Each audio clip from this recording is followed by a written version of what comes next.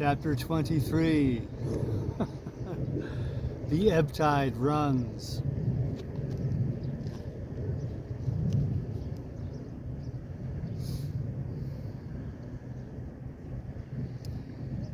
Chapter 23. The Ebb-tide runs. The coracle, as I had ample reason to know before I was done with her, was a very safe boat for a person of my height and weight. Both buoyant and clever in a seaway, but she was the most cross-grained, lopsided craft to manage. Do as you pleased, she always made more leeway than anything else, and turning round and round was the maneuver she was best at. Even Ben Gunn himself had admitted that she was quite queer to handle till you knew her way. Certainly I did not know her way. She turned in every direction but the one I was bound to go. The most part of the time we were broadside on, and I am very sure I never should have made the ship at all but for the tide. My good fortune, paddle as I pleased, the tide was still sweeping me down. And there lay the Hispaniola right in the fairway, hardly to be missed. First, she loomed before me like a blot of something yet blacker than darkness. Then her spars and hull began to take shape, and the next moment, as it seemed, for the further I went, the brisker grew the current of the ebb. I was alongside her, hawser, and had laid hold. The hawser was as taut as a bowstring, and the current so strong she pulled upon her anchor. All round the hull in the blackness, the rippling current bubbled and chattered like a little mountain stream.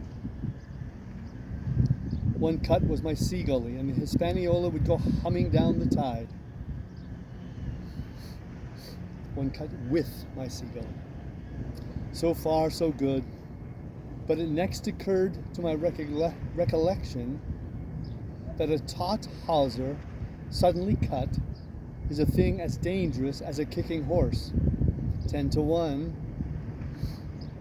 If I were so foolhardy as to cut the Hispaniola from her anchor, I and the coracle would be knocked clean out of the water. This brought me to a full stop, and if fortune had not again particularly favored me, I should have had to abandon my design. But the light airs which had been blowing from the southeast and south had hauled round after nightfall into the southwest. Just while I was meditating, a puff came, caught the Hispaniola, and forced her up into the current. And to my great joy, I felt the hawser slacken in my grasp, and the hand by which I held it dip for a second under water. With that, I made my mind up, took out my gully, opened it with my teeth, and cut one strand after another, till the vessel swung only by two. Then I lay quiet, waiting to sever these last, when the strain should be once more lightened by a breath of wind. All this time I had heard the sound of loud voices from the cabin, but to say truth, my mind had been so entirely taken up with other thoughts that I had scarcely given ear. Now, however, when I had nothing else to do, I began to pay more heed. Once I recognized for the coxswain's Israel hands that had been Flint's gunner in former days. The other was, of course, my friend of the red nightcap. Both men were plainly the worse of drink, and they were still drinking. For even while I was listening, one of them, with a drunken cry, opened the stern window and threw out something, which I divined to be an empty bottle. But they were not only tipsy, it was plain that they were furiously angry. Oaths flew like hailstones, and every now and then there came forth such an explosion as I thought was sure to end in blows. But each time the quarrel passed off and the voices grumbled lower for a while, until the next crisis came, and in its turn passed away without result. On shore I could see the glow of the great campfire burning warmly through the shore-side trees. Someone was singing, a dull old droning sailor song with a droop and a quaver at the end of every verse, and seemingly no end to it at all but the patience of the singer. I had heard it on the voyage more than once and remembered these words. But one man of her crew alive would put to sea with 75. That's my own particular melody. And I thought it was a ditty rather too dolefully appropriate for a company that had met such cruel losses in the morning. But indeed, from what I saw, all these buccaneers were as callous as the sea they sailed on. At last the breeze came, the schooner sidled and drew nearer in the dark. I felt the hawser slacken once more, and with a good, tough effort, cut the last fibers through. The breeze had but little action on the coracle, and I was almost instantly swept against the bows of the Hispaniola. At the same time, the schooner began to turn upon her heel, spinning slowly, end for end, across the current. I wrought like a fiend, for I expected every moment to be swamped, and since I found I could not push the coracle directly off, I now shoved straight astern. At length I was clear of my dangerous neighbor, and just as I gave the last impulsion, my hands came across a light cord that was trailing overboard across the stern bulwarks. Instantly I grabbed it. Why I should have done so I can hardly say. It was the first mere instinct. But once I had it in my hands and found it fast, curiosity began to get the upper hand, and I determined I should have one look through the chain cabin window. I pulled in hand over hand on the cord, and when I judged myself near enough, rose at infinite risk to about half my height, and thus commanded the roof and a slice of the interior of the cabin. By this time the schooner and her little consort were gliding pretty swiftly through the water. Indeed, we had already fetched up level with the campfire.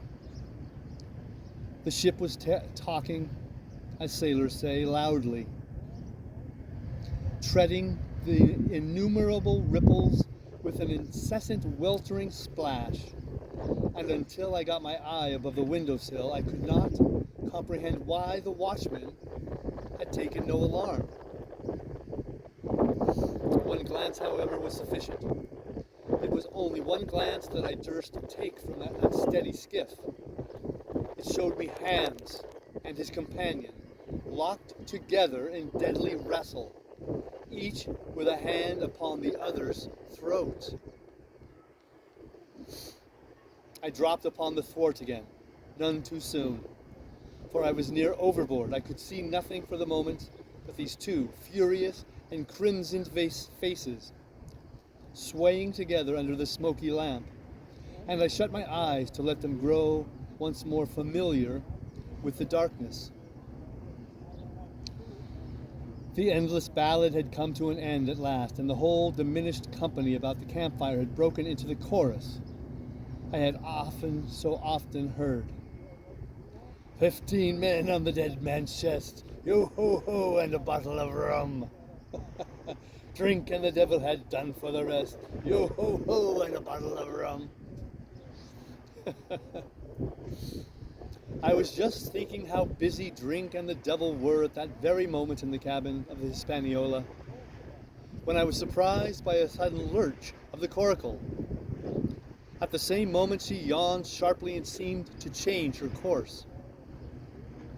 The speed, in the meantime, had strangely increased. I opened my eyes at once.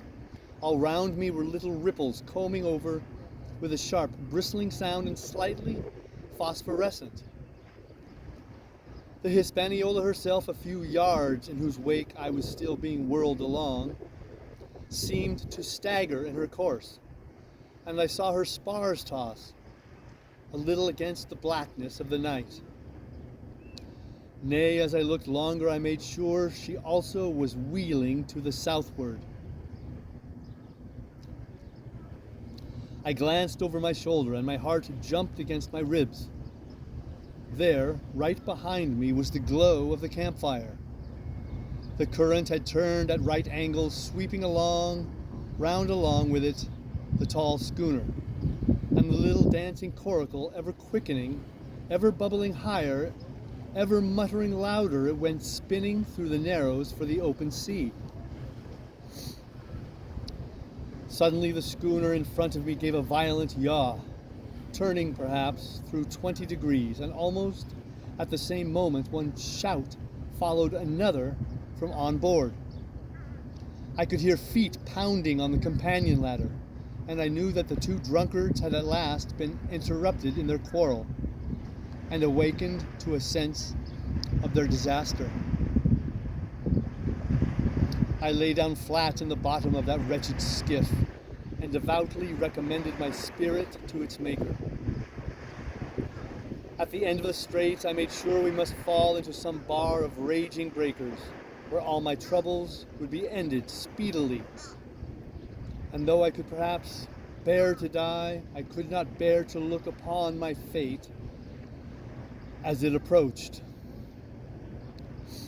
So I must have lain for hours, continually beaten to and fro upon the billows, now and again wetted with flying sprays, and never ceasing to expect death at the next plunge. Gradually weariness grew upon me. A numbness, an occasional stupor fell upon my mind even in the midst of my terrors, until sleep at last supervened, and in my sea-tossed coracle I lay and dreamed of home and the old Admiral Benbow.